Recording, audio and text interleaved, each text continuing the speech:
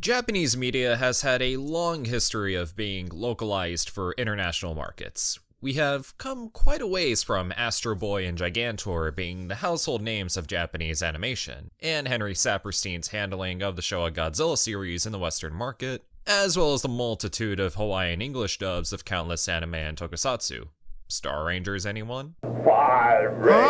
But over the years, especially with the advent of the internet and connecting with others around the globe, the demand for foreign properties have grown much higher, to the point where the manga industry is currently outselling the American comic book industry. And anime is readily available at our fingertips through streaming services. Over the years, there have been many attempts from different companies who sought to bring anime to the West. There's been some ups and definitely some downs, but when it comes to localization, I don't think there's a single name that has etched itself into the zeitgeist of anime in the West as much as Toonami. Big shout out to Patreon supporter Bonus Commentary for commissioning this little piece of history. For the two people who are watching this and don't know, Toonami is an anime block that aired on Cartoon Network and now Adult Swim, and was responsible for defining entire generations of anime fans, both not really that old and new. Myself included, growing up watching episodes of Dragon Ball Z and to this day watching Attack on Titan. Think of it as the American equivalent of France's Club Dorothy.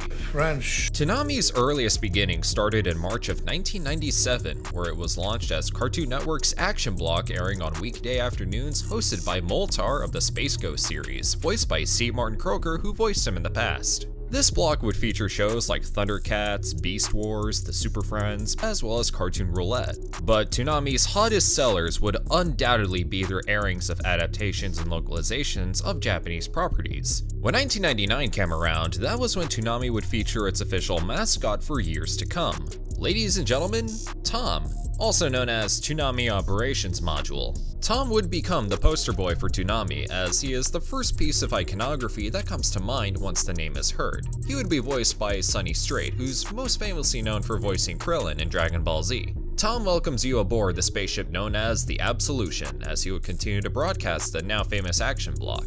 As years went by, Toonami's library became bigger and bigger. Now it shows like the Batman and Superman animated series, Outlaw Star, and Mobile Suit Gundam Wing. You also had Peter Cullen, the voice of Optimus Prime, doing voiceover narrations for numerous promos. Toonami was seeing great success with these shows, but not without criticism. If you're unaware, Japanese censorship laws are very different from that of America. Just to give you an idea, the 1971 Japanese war drama Battle of Okinawa is perhaps one of the goriest films to come out from that era. And the manga Barefoot Gen from 1973 depicts a child desperately trying to save his family after the bombing of Hiroshima, to which he only partially succeeds. Want to know which demographic was completely ripe for this kind of media? Children. Now, it is pretty common for Japanese media aimed for children to take on more mature themes. Shows like Ultraman, Kamen Rider, and Super Sentai were undoubtedly aimed at a child audience, but the subtexts that these shows offer are often very inspiring and encouraging in some cases, but sometimes they serve as a reminder of our own mortality. And sometimes that is through somber storytelling and graphic imagery. Now, as compelling as it may sound, whatever is made for children in Japan is sometimes not made for children in America. For instance, when Fists of the North Star was brought over to America thanks to Showtime in 1999,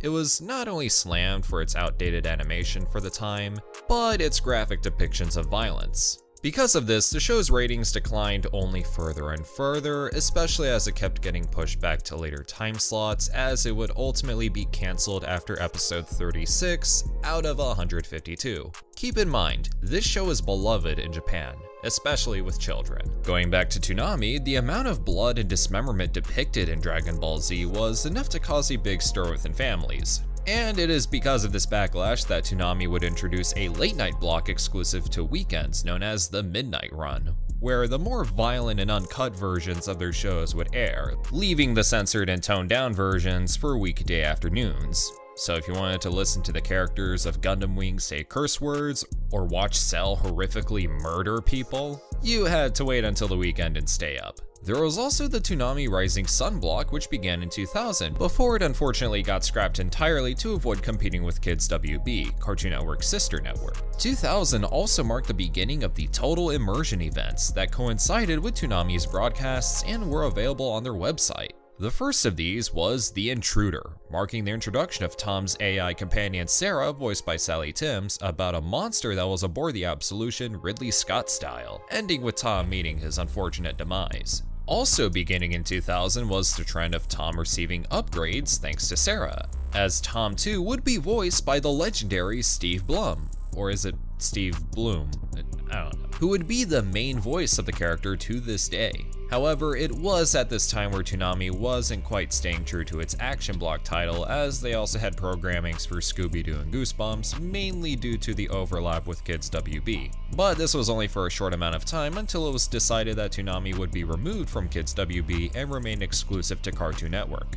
Going into 2001, Toonami would introduce Giant Robot Week, consisting of programs for mecha anime that were distributed by ADV, being Gigantor, Robotech, Martian successor Nadesico, Daiguard, and oddly enough, Neon Genesis Evangelion, for 2 episodes. God, can you imagine if they aired End of Evangelion in the early 2000s? Toonami would remain strong for years to come, with more Total Immersion events, its music videos, and acquiring even more shows like Pokemon, The Big O, Zoids, Samurai Jack, Yu Yu Hakusho, Rurouni Kenshin, Cyborg 009, Kikaider, Megas XLR, Naruto, Yu-Gi-Oh!, Trigun, Cowboy Bebop, more Gundam, more Transformers, more DC superheroes. Toonami's library was unlike any other. But then we go to the year 2008. At Anime Weekend Atlanta, it was announced that due to low ratings, Toonami would see cancellation, with its final broadcast being a rerun of easily one of the program's most popular shows, Samurai Jack. And Tom would give the viewers of Toonami some parting words.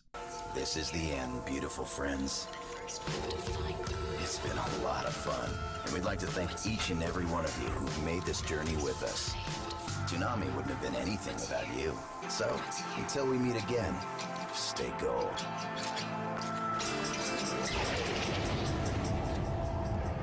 Bang. Then we fast forward to April 1st, 2012.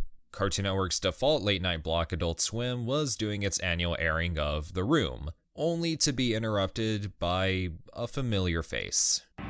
You are tearing me apart, Lisa! Oh, hi, Adult Swim. I got the results of the test back. I definitely have April Fools. Needless to say, reactions were through the roof. What followed was the hashtag #BringBackToonami campaign on social media, to which Adult Swim informed its viewers that thanks to their support and demand, Toonami would make its grand return on May 26 of that year. It was like Toonami never left. Everything was there. Tom, Sarah, who would be voiced by Dana Dawson in 2014, the Absolution, the awesome music and bumpers, even the Total Immersion events were back. Now, with the added bonus of airing anime both old and new. Sometimes it's easy to take things for granted, and with the current state of anime on a global scale, part of it is thanks to Toonami for providing some of the absolute best entertainment that had defined childhoods and spearheaded a new generation of anime outside of Japan, unlike any other. Pushing strong for 15 years, it looks like Toonami isn't going anywhere for a long time. Ladies and gentlemen, thank you all so much for watching. Writing this really brought back a lot of good memories, and I hope this video did the same for you. Comment below your experiences with Toonami. One of my experiences was watching Akira for the first time on television, and oh boy, that was a trip. I also remember when they aired Cooler's Revenge in HD for the first time. God, that was so good. But that being said, I want to give a very special shout out to my channel members and my supporters on Patreon. So if you like what you see, then consider supporting the channel with the link in the description, where for at least a single $1 you can get access to my Discord server. And you can also unlock other perks like early access to videos and exclusive content. Also want to give a shout out to 9 for joining the Patreon. Feel free to like, share, comment, subscribe, all that good stuff, and this is TitanGoji, signing off.